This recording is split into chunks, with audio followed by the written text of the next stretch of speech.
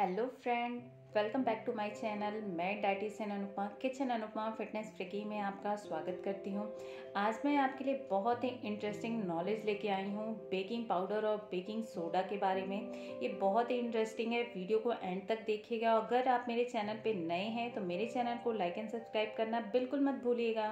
Friends, हम सब के किचन में बेकिंग पाउडर और बेकिंग सोडा दोनों ही होता है और ज़्यादातर घरों में इनका इस्तेमाल भी किया जाता है। बहुत सारे लोगों को लगता है कि दोनों लगभग एक जैसी चीज़ें होती हैं और कई लोगों को इसमें बहुत सारे कन्फ्यूजन होते हैं और वो इसका सही इस्तेमाल नहीं कर पाते हैं और दोनों का जो अंतर है वो पता नहीं कर पाते हैं कि आखिर इनका इस्तेमाल कैसे करना है। बेकिंग पाउडर और बेकिंग सोडा का जो इस्तेमाल है उसके अंतर को अगर आप अच्छे से समझ लें तो इसका इस्तेमाल खाने में करेंगे तो ये आपके स्वाद, खाने के जो टेस्ट को है वो दोगुना कर देता है।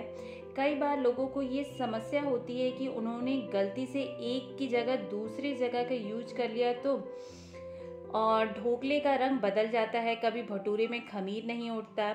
दोनों का सही उपयोग, वो भी सही मेजरमेंट से आना बहुत ज़रूरी है।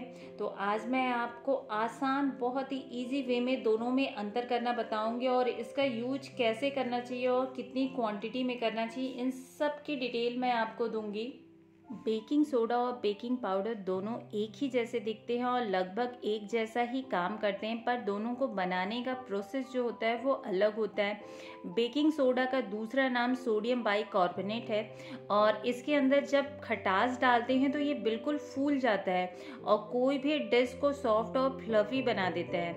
और अगर बात करें बेकिंग पाउडर की तो ये इसके अंदर जो मेन सामग्री होती है वो बेकिंग सोडा, जी हाँ, बेकिंग पाउडर के अंदर बेकिंग सोडा, इसी के साथ एक एसिडिक मीडियम जैसे कार्बन स्टार्च भी प्रयोग किया जाता है। यही सामग्री बेकिंग सोडा को बेकिंग पाउडर से अलग बनाती है। बेकिंग पाउडर और बेकिंग सोडा दोनों ही खमीर उठाने के काम आते हैं और यही कारण है कि इसकी यूज करते टाइम लोग कंफ्यूज हो जाते हैं कि उन्हें जब भी किसी चीज़ में डाला जाता है तो फर्मेंटेशन होता है और हमें ये जालीदार फ्लफी टेक्सचर मिलता है। चलिए मैं आपको बताती हूँ कि इन दोनों को आखिर हम पहचानेंगे कैसे कि ये बेकिंग पाउडर है कि बेकिंग सोडा है।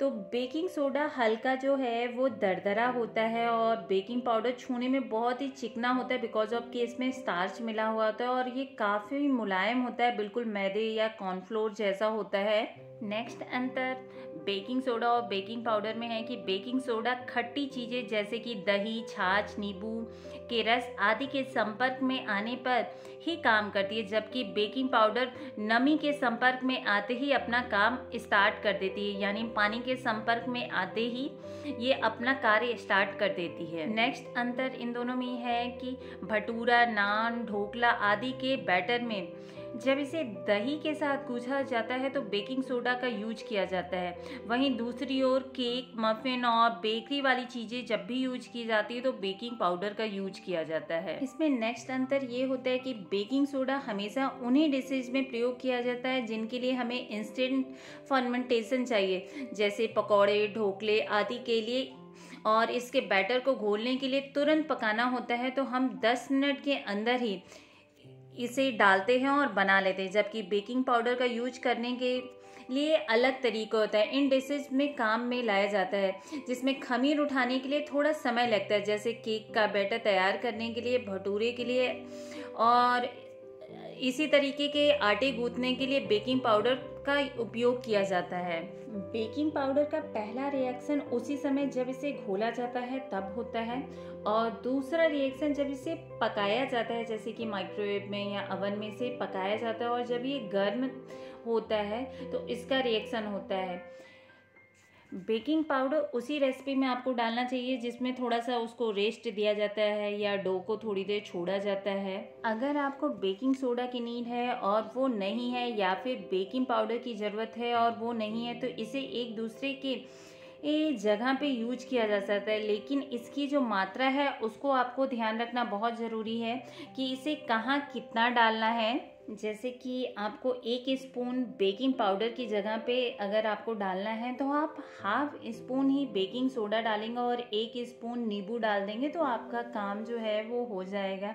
और अगर किसी रेसिपी में 1 स्पून बेकिंग सोडा लिखा है तो उसकी जगह पे आपको 2 स्पून जो है बेकिंग पाउडर डाला जाएगा तो आपका काम हो जाएगा।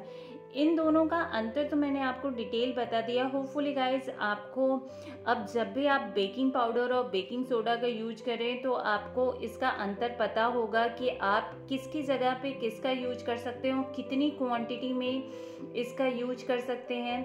फिर आपसे मिलती हूँ कुछ नए इंटरेस्टिंग वीडियो के साथ। अगर आपको मेरी वीडियो पसंद आई हो तो मेरे चैनल को लाइक एंड सब्सक्राइब करना बिल्कुल मत भूलिएगा। तब तक के लिए खुश रहिए, फिट रहिए, बाय बाय।